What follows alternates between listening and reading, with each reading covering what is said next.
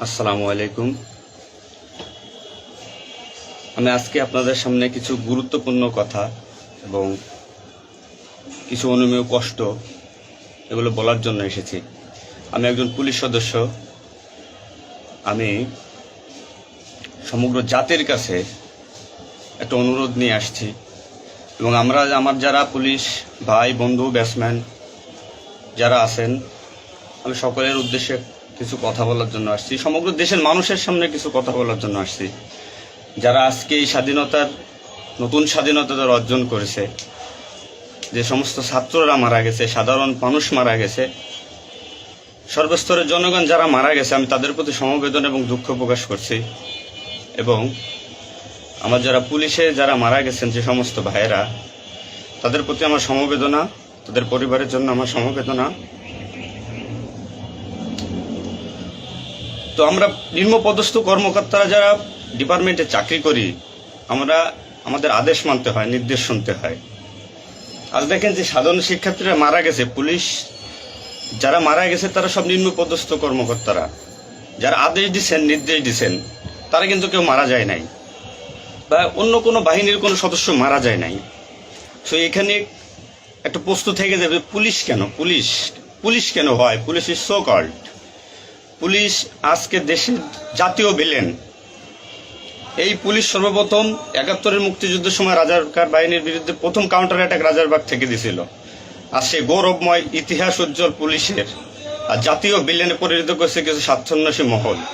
আমাদের পুলিশের কিছু স্বার্থবাদী পুলিশ কর্মকর্তারা, যারা বড় বড় চেয়ারে বসে, বড় বড় জায়গায় বসে আমাদেরকে ব্যবহার করে তাদের স্বার্থ উদ্ধার করছে। আজ এতগুলো মানুষ মারা গেছে।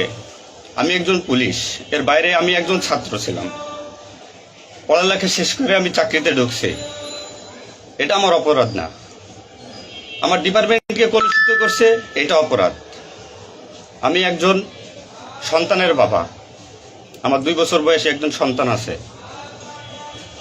তো আমি একজন বাবা হিসেবে আমি মেনে নিতে পারি নাই। আমার ভাইয়েরা মারা গেছে, তা ছোট ছোট ছেলেমেয়েরা বলতেছে আমার বাবা কই, আমার বাবা কই। এগুলো মেনে নেওয়া যায় না, এগুলো কোনো মতেই মেনে নেওয়া যায় না। যারা সাধারণ মানুষ মারা গেছে তাদের পরিবারের কি অবস্থা? আজ আমার পুলিশে যেখানে পাচ্ছেন সেখানে নির্মমভাবে মৃত্যুবরণ করতেছে, পিটিয়ে পিটিয়ে মারতেছে। এর কারণ কি? আজ আমাদের কিছু স্বার্থের না স্বীকৃত বড় মহলের অফিসারদের কারণে। তারা বিভিন্ন লোকের তোষামোদি করে, বিভিন্ন পর্যায়ে আমাদের ঘাড়ে বন্দুক রেখে তারা মনে করেন দিনের পর দিন আমাদের নির্যাতন করে মানুষের বিরুদ্ধে লেলাই দিছে। হাজার হাজার কোটি টাকার মালিক হয়ে তারা এখন গা টাকা দিছে।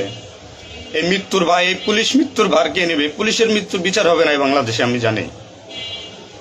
কিন্তু যারা এই নির্দেশদাতা, যারা এই নির্দেশ দিয়েছেন, তাদের প্রত্যেকের বিচার হবে। এবং চিহ্নিত যেসব পুলিশ অফিসারে পুলিশ ডিপার্টমেন্টে আছে, তাদের অবিলম্বে প্রত্যাহার চাই এবং তাদের বিচার চাই, যারা নির্দেশ দিয়ে সাধারণ মানুষকে খুন করাইছে পুলিশকে দিয়ে। আচ্ছা, এতগুলো পুলিশ মারা গেছে, এই সম্পূর্ণ দায়ভার এই ডিপার্টমেন্টের অফিসারদের নিতে হবে। কোন অফিসার দেখছেন রাস্তায় মারা গেছে? মারা যায়নি। তারা নির্দেশ দিয়ে সরে গেছে, পুলিশকে সামনে ঠেলে দিয়ে। এটা হত্যাকাণ্ড। এই হত্যাকাণ্ডের বিচার আমি চাই। সমগ্র পুলিশ ডিপার্টমেন্টের এই হত্যাকাণ্ডের বিচার চাই। অবিলম্বে সব দুর্নীতিবাজ পুলিশ কর্মকর্তাদের অব্যাহতি দিয়ে তাদের শাস্তির আওতায় আনতে হবে। এই পুলিশ হত্যার দায়, এই পুলিশ হত্যার বিচার তাদের দিয়ে করতে হবে। আমি জানি না আমার এই কথা বলাতে আমার কি হবে না হবে, আমি সে পরোয়া করি না।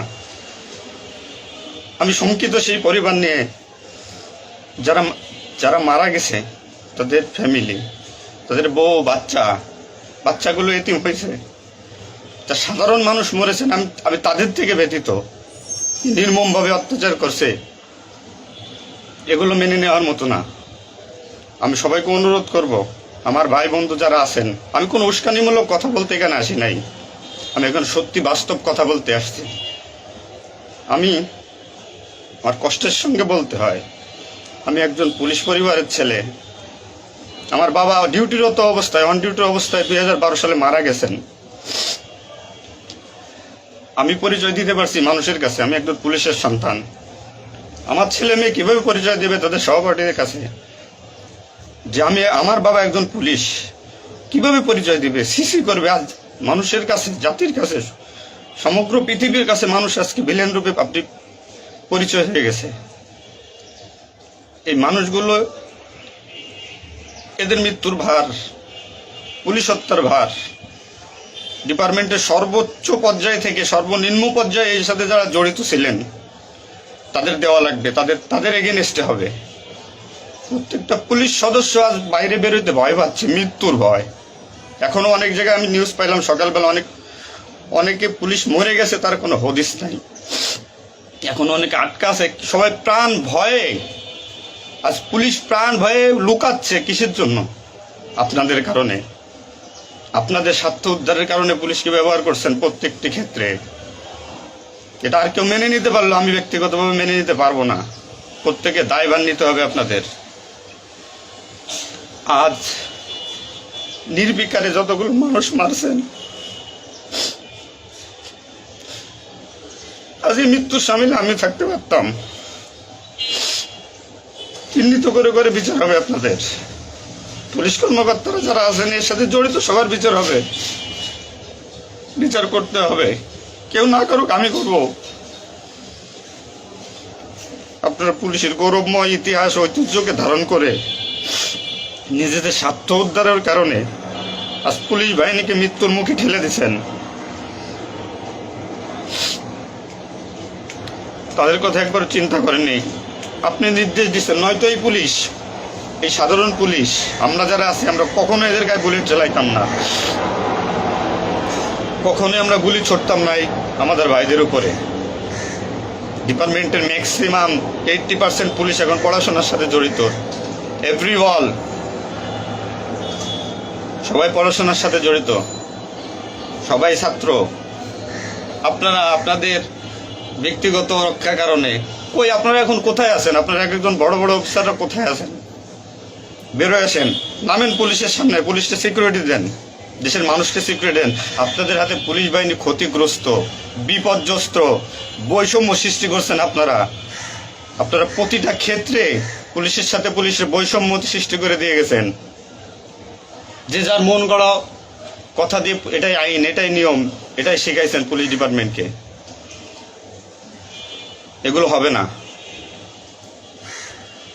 আপনারা যেখানে যান না কেন পালাইয়ে, যেখান থেকে পলায় যান, এই পুলিশ আপনাকে খুঁজে বের করবে। এই মৃত্যুর দায়ভার আপনার নিতে হবে। সত্য কথা বলাতে অনেক পুলিশের চাকরি খেয়ে নিয়েছেন আপনারা। আপনারা সুযোগ পেয়ে স্বার্থের কারণে অনেক পুলিশকে বলে পুলিশ ডিপার্টমেন্ট থেকে বিতাড়িত করছেন। তাদেরকেও পুলিশ ডিপার্টমেন্টের প্রয়োজন। আপনাদের স্বার্থের শিকার তারা, আপনাদের স্বার্থের বলি তারা। অনেক পুলিশ ভাইরা, সাধারণ পুলিশ ভাইরা যাদের চাকরি থেকে বিচ্যুত করছেন, অবিলম্বে তাদেরকে চাকরিতে আনবেন আপনারা। এটা আমার অনুরোধ। আজ দেশে কি মুহূর্তে, মানে পুলিশকে কোন সিচুয়েশনে ঠেলে দিয়ে গেছেন। নিশ্চিত মৃত্যু, পুলিশ মানুষ নির্মমভাবে পিটাই পিটাই মারতেছে। এর দায়ভার আপনাদের নিতে হবে। প্রত্যেক পুলিশ পরিবারের যে আক্রোশ, যে কষ্ট, এগুলো দায়ভার আপনাদের নিতে হবে। সাধারণ মানুষ আপনাদের ক্ষমা করবে না। আপনারা সবাই চিহ্নিত, আপনারা সবাই এই বাংলাদেশের দুর্নীতিবাজ পুলিশ অফিসারদের আপনারা সবাই চিনেন, আপনারা সবাই তাদের চিনেন। এদের বিচার আপনাদের করতে হবে। এই বিচার চাই আমরা, সাধারণ জনগণের হত্যার বিচার চাই, পুলিশ হত্যার বিচার চাই। পুলিশ হত্যার বিচার না হওয়া পর্যন্ত আমি ডিউটিতে যাব না।